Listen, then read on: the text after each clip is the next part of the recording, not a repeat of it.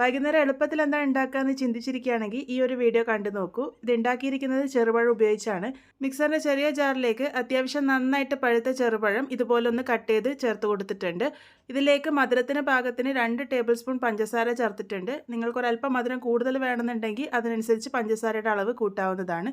ഇതൊരു മിതമായിട്ടുള്ള മധുരം മാത്രമേ കാണുള്ളൂ. ആദ്യം നന്നായിട്ട് അരച്ചെടുത്തതിന് ശേഷം ഒരു ബൗളിലേക്ക് മാറ്റിയിട്ടുണ്ട്. ഇനി ഇതിലേക്ക് ഗോതമ്പ് പൊടിയാണ് ചേർത്ത് കൊടുക്കുന്നത്. അരക്കപ്പ് ഗോതമ്പ് പൊടി എടുത്തിട്ടുണ്ട്. അത് ഇതുപോലെ കുറച്ച് കുറച്ചായി ചേർത്ത് കൊടുക്കാം.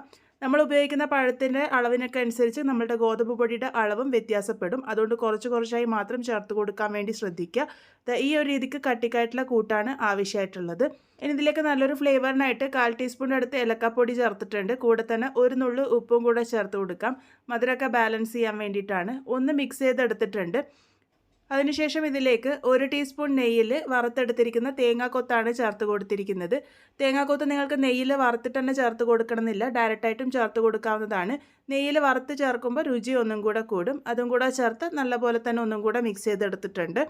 ഇനി ഇതിലേക്ക് 1 ടീസ്പൂൺ കറുത്ത എള്ളും കൂടെ ചേർത്ത് കൊടുക്കുന്നുണ്ട്. കറുത്ത എള്ള് ചേർത്ത് കൊടുക്കുന്നതൊക്കെ ഓപ്ഷനിലാണ്. കയ്യിലുണ്ടെങ്കിലും അതുപോലത്തെ ഒരു ഇഷ്ടമുണ്ടെങ്കിലും മാത്രം ചേർത്ത് കൊടുത്താൽ മതി. ഇതിലേക്ക് ഏറ്റവും അവസാനമായിട്ട് ഒരു നുള്ള് ബേക്കിംഗ് സോഡ കൂടെ ചേർത്ത് കൊടുക്കുന്നുണ്ട്.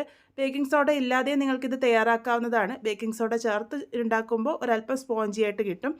1 ടേബിൾ സ്പൂൺ വെള്ളം കൂടെ ചേർത്ത് കൊടുത്തിട്ടുണ്ട്. ഒരല്പം കൂട്ട് കട്ടിയായിട്ടിരിക്കുന്നത് കൊണ്ട് അത് ആവശ്യമുണ്ടെങ്കിൽ മാത്രം ചേർത്ത് കൊടുത്താൽ മതി. നമ്മൾ കൈ കൊണ്ട് ഇങ്ങനെ പിഴിഞ്ഞിടാൻ പാകത്തിനായിരിക്കണം കൂട്ട്. ഒരുപാട് ലൂസ് ആകാതിരിക്കാൻ വേണ്ടി ശ്രദ്ധിക്കണം.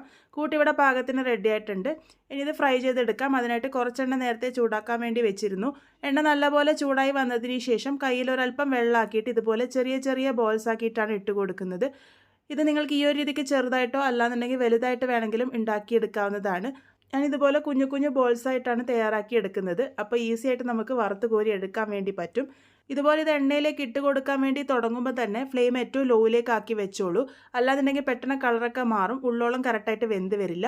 ലോ ഫ്ലെയിമിൽ വെച്ചിട്ട് തന്നെ ഇത് കുക്ക് ചെയ്യാൻ വേണ്ടിയിട്ട് ശ്രദ്ധിക്കണം. എങ്കിൽ മാത്രമേ ഉള്ളോളം കറക്റ്റായിട്ട് വെന്ത് വരുള്ളൂ. കുറച്ച് സമയം കഴിയുമ്പോൾ നമുക്കിതുപോലെ അനക്കി കൊടുക്കാം. എല്ലാ ഭാഗവും നല്ലൊരു ഗോൾഡൻ ബ്രൗൺ കളർ ആകുന്നത് വരെ ലോ ഫ്ലെയിമിൽ വെച്ച് ഇവിടെ കുക്ക് ചെയ്തെടുത്തിട്ടുണ്ട്. ഇതിപ്പോൾ പാകത്തിന് റെഡി ആയിട്ടുണ്ട്. നമുക്കിത് എണ്ണയിൽ നിന്നും കോരി മാറ്റാം.